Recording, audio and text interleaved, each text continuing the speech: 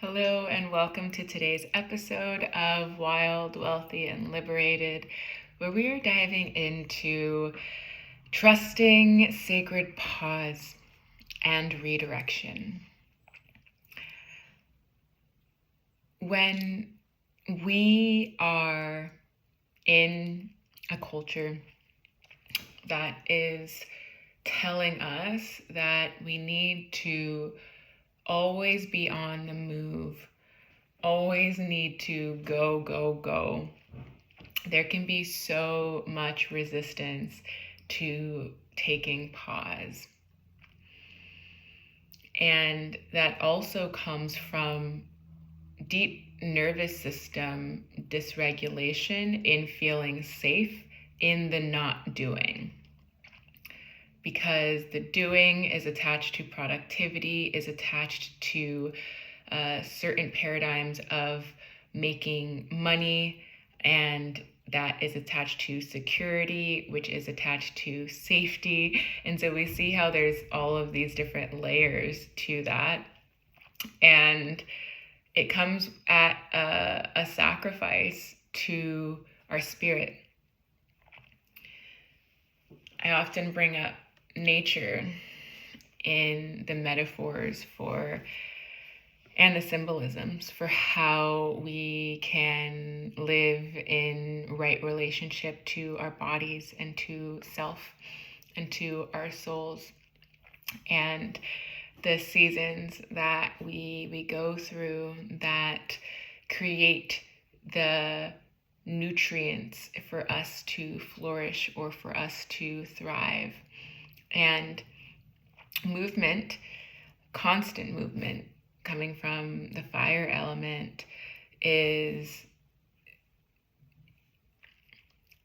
holding the possibility of so much beauty and so much magic and so much potent energy that is directed towards a specific focus in how you are intending to be creating your life. And when the fire is building and it's building and there is not the rest or the space or the air for it to breathe, it will become destructive. It will burn down entire forests. And in nature, that's okay in some respects, because all of life is cyclical. And so that which dies creates new fertile soil for other beings to be birthed and for a new cycle of life. But within our bodies, when the fire is building and going, we burn out. You exhaust your system to the point where it is forced to recover and to restore itself because it wasn't tended to in a way that was serving its balanced state. And the rest or the pause that's required for our highest vibrancy doesn't even need to be coming from a place of overdoing or burning out or overexhaustion. It often can come when we are meant to be redirecting, because we can get caught in the ways that we're living, so entrenched in that way. So whether this is working all of the time and giving yourself periodic breaks, or whether this is investing so much in your relationships with others that you might be not tending to the relationship with yourself that to the extent that you desire to, or being so immersed with your spiritual work or your personal work that you might not be tending to your heart's your heart's desires for play or for pleasure or for a freedom of existing without an agenda or without a goal or without an attachment to a specific result, right? These are just some of the examples where we can miss the signs that Spirit is guiding towards a new path that might be calling us forward, where you get to be with yourself in the discomfort of the not knowing what's ahead. And I see this so much with my clients where they've had very powerful breakthroughs, because I've seen it within myself and the patterns that have shown up in my past where, for instance, I was very passionate about art in the realms of theater and acting and singing and modeling, all while I was doing facilitation work and consulting work and holding different kinds of transformative spaces. But I was attached to this dream that was honestly a childhood dream that didn't really feel as resonant or aligned in my adulthood, but I was so attached to it. One of them was Broadway, but other ones were acting dreams. And I poured so much time and energy into that dream and put my whole heart and soul into that dream. And there was this dissonance that I was experiencing within myself where I was like, this isn't actually what I want anymore. This doesn't actually feel true for me anymore. And the pause that I was being called to take allowed me to be with that truth and go through an ego death of grieving what no longer was the direction I wanted to be taking, or that I wanted to be putting my main focus on. And at that time, this was a few years ago, maybe 4 years ago. Yeah, it was 4. I gave myself the pause, which was not easy, and stopped everything I was doing in that realm.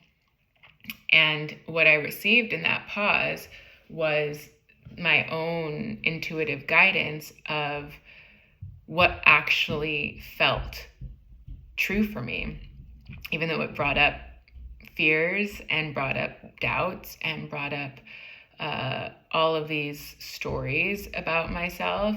And in that pause, I actually had the space to follow the direction that I was actually now wanting to go. And so that's happened in so many different ways for me. It's happened in my relationship to my business. It's happened in my partnerships. It's happened in my friendships. It's happened in different ways I've navigated money and wealth. It's happened in my leadership and how I want to lead myself and how I want to lead others. But it's only through taking those sacred pauses where I could take a step back from the momentum that I had going in order to reevaluate and reassess, is this in alignment with who I am now, with who I have become now? Because if you're someone who is a spiritual seeker or who is in the work of transforming into your highest expression and your highest being, then there are a lot of ego deaths. There's a lot of identities that no longer are true for you because you are constantly, or continuously rather, consistently becoming different versions of yourself, different expressions of yourself. And so the momentum in one direction can keep you going down a path, keep you investing your time, your resources, your energy down a path that is no longer in alignment with what is now known or what's been awakened in your soul. And that's the soul work. That's the soul's journey of realigning yourself with your own spirit and letting go of the attachments that your ego has made to feel secure in what you have created so far. And this work is so powerful. It's so powerful because this redirection is really what allows for you to fulfill yourself, to be fulfilled and satisfied with yourself and with what you are making of your life, of your career.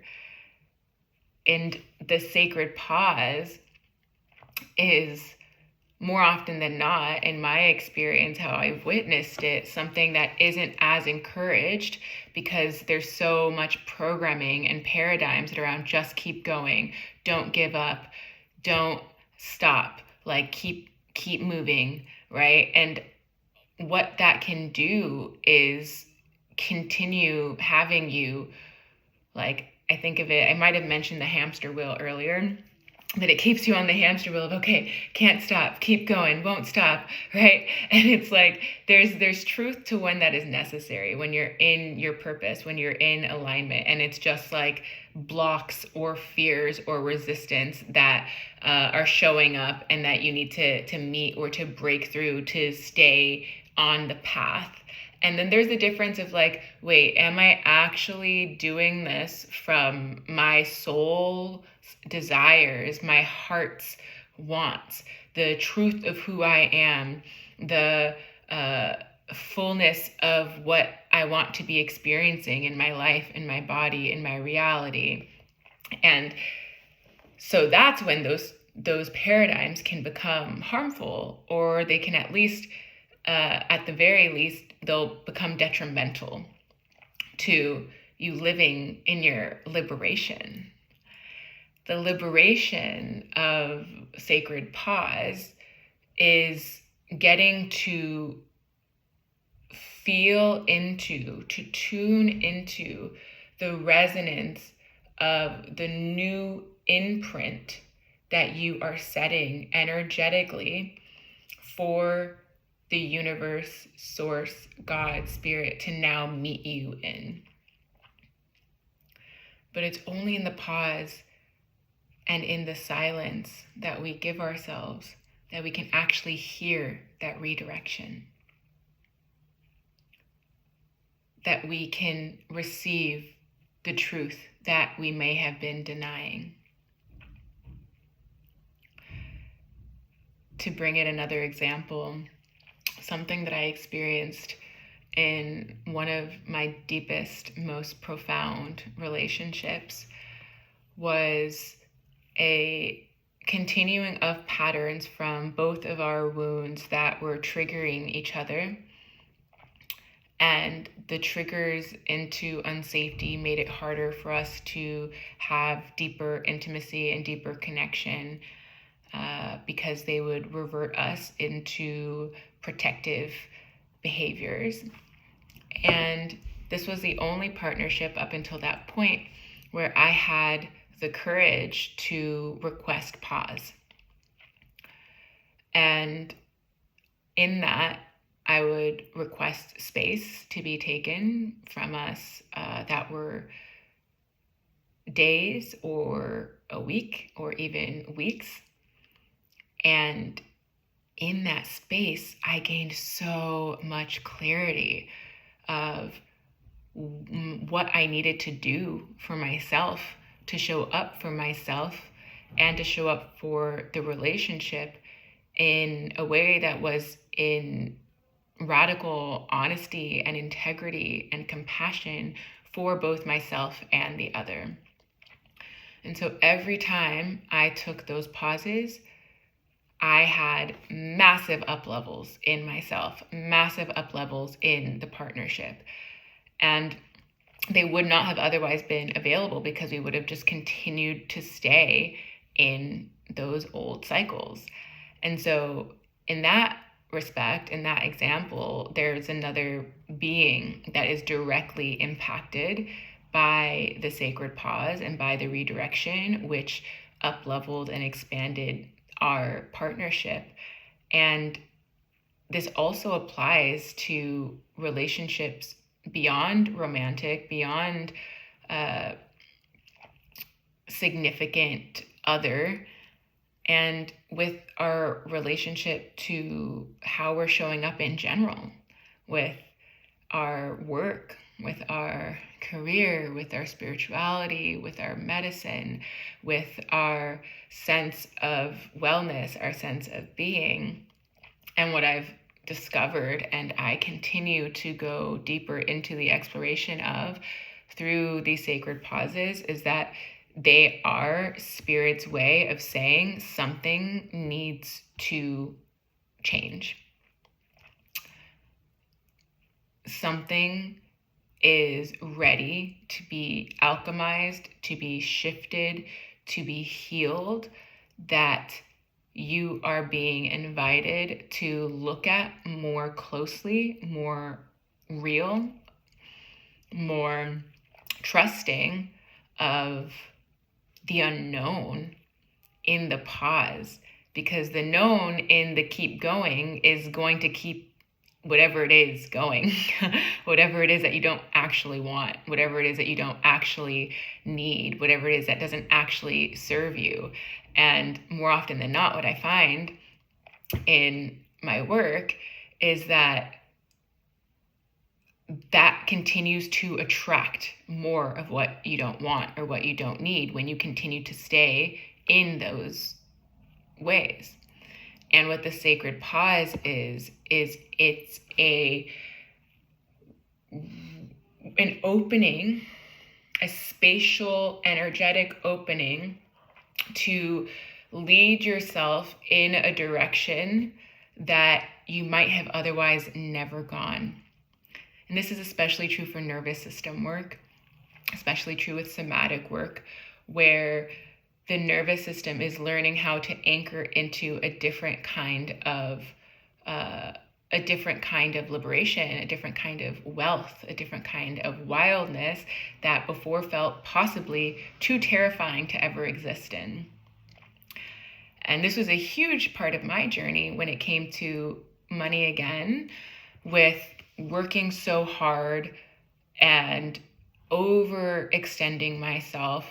My hours were measured by how much I could get done, and my time in relationship to money was the more hours that I put into being so in that worker energy of do, go, then the more money that I will get or that I will receive. And that's, of course, a part of the model in which capitalism has taught us to operate, especially in the different hourly type of jobs. There's nothing wrong with it.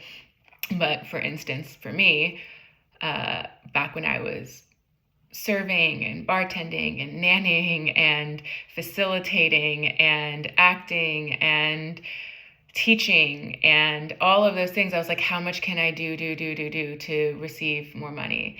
And the shift of my nervous system of like, how much can I be in my fullness? How much can I experience my vitality, my wellness, and let money show up for me in ways that are in harmony with my nervous system, in ways that are in alignment with my purpose and with my way of desiring to be of service. It's a game changer. And if you're an entrepreneur or if you're a business owner, this might apply to you more. But if you're not, there's still so much medicine here in where you might be asked to take pause and what the pause might be redirecting you into. So your invitation for this episode is to trust when you're being asked to pause. and tune into what the pause is asking of you and how you can show up for yourself in a way that